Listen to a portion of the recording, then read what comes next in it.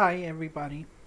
Today what I want to do is actually test out my little jazz camera. This is a camera I picked up for about $5, and and its main feature is that it will take three AAA batteries. So I have rechargeable batteries. You can only imagine how cool this would be. Well, the thing about this is that sometimes you don't want to use your best rig to do something because of the high risk of breaking it. So this is the its main purpose. So now I'm going to test this by doing this short and low resolution video. And what I'm going to discuss is um, my small observatory. Now, when I was going last time I went to college, I was doing integrated science, and some of the materials that I got included a full suite of astronomical tools. So um, the the setup um, can integrate with my telescope. That's a Dobsonian telescope right there, and I have this here for the to put a camera. Now this is fully automated. I have the cables hook up to the laptop. The laptop has not only a a list of your favorite targets, but it also has a virtual reality illustration of what you want to study, namely stars and constellations and so forth. So now, one of the things about where we live is that we are close, but not yet close enough to the Kennedy Space Center. So I've gotten it into my brain to watch the launch from my front yard. Now, this is extremely difficult given the fact that um, I am hundreds of miles away. But where there's a will, there's a way. Now, if you look over here, let me see right there. Let's say that, for example, I'm sitting here, and this is the Kennedy Space Center. I have to um I have to make up for this here, the distance between here and here. For me to be able to observe a launch, I'm gonna miss out the first few seconds of the launch itself. Because of where I sit, my point of view is one of looking at it from from the side, from south to north. So what I need to do is figure out what is the how much distance is between this point and this point to ascertain um, my best observing the best place for me to observe from. So after doing some calculations, I'm saying is so many feet away. This is my sea level from that point there to the distance to the horizon, which anytime at any given time you can see about 3 miles to the edge of the horizon, if you're not a flat earther, that is. So from the Kennedy Space Center, which is these are the coordinates. The vehicle assembly building is those are the coordinates. The launch complex, those are also the coordinates. I have the true north, calculation. My compass,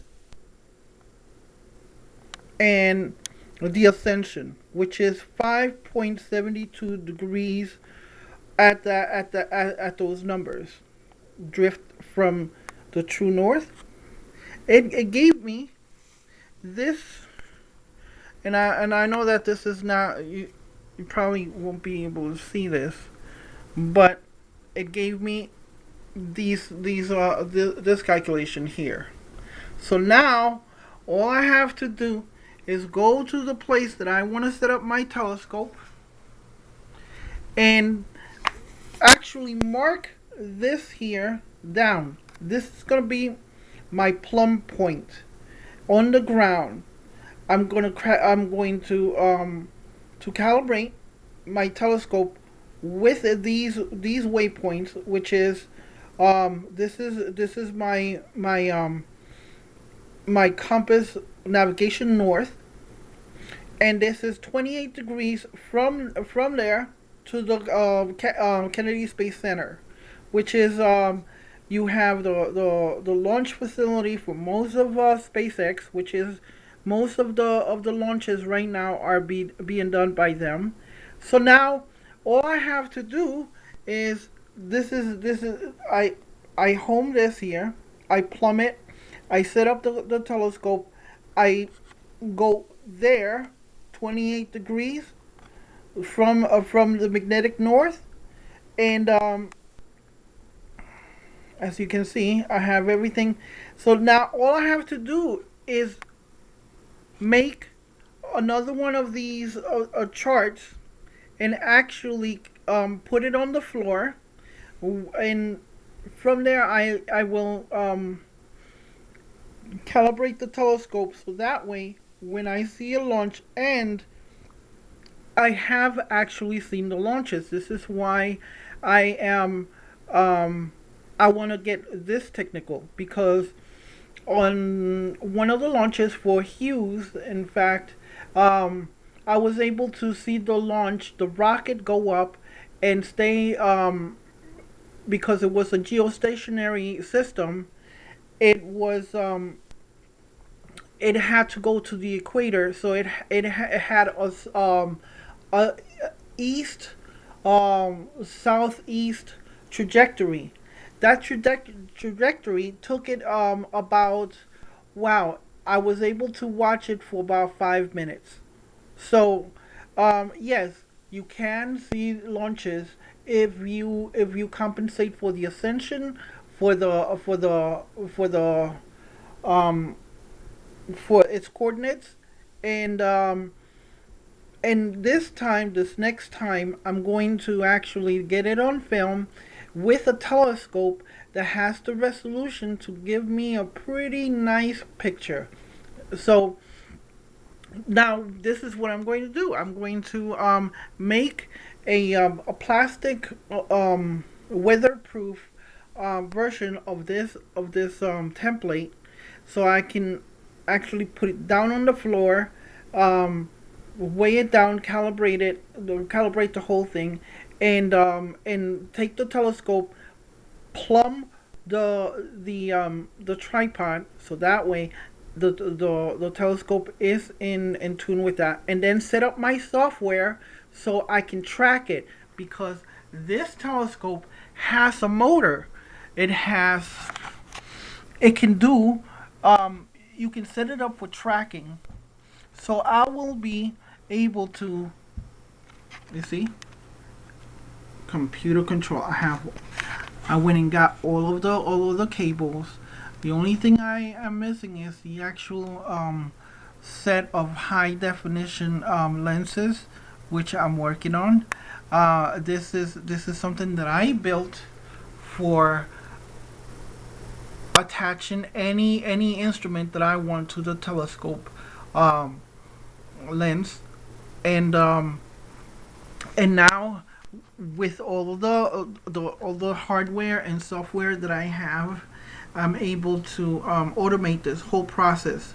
Now that I have all of the set coordinates, I will be able to observe and track. Excuse me. Observe and track launches from NASA's Kennedy Space Center.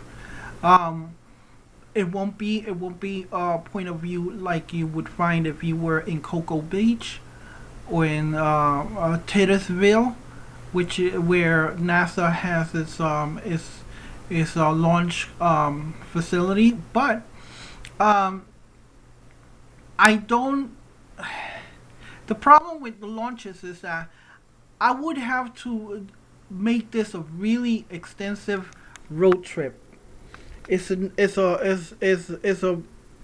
not a road trip that you would take um, on a whim, and then if you when you get there, the traffic is impossible to get through.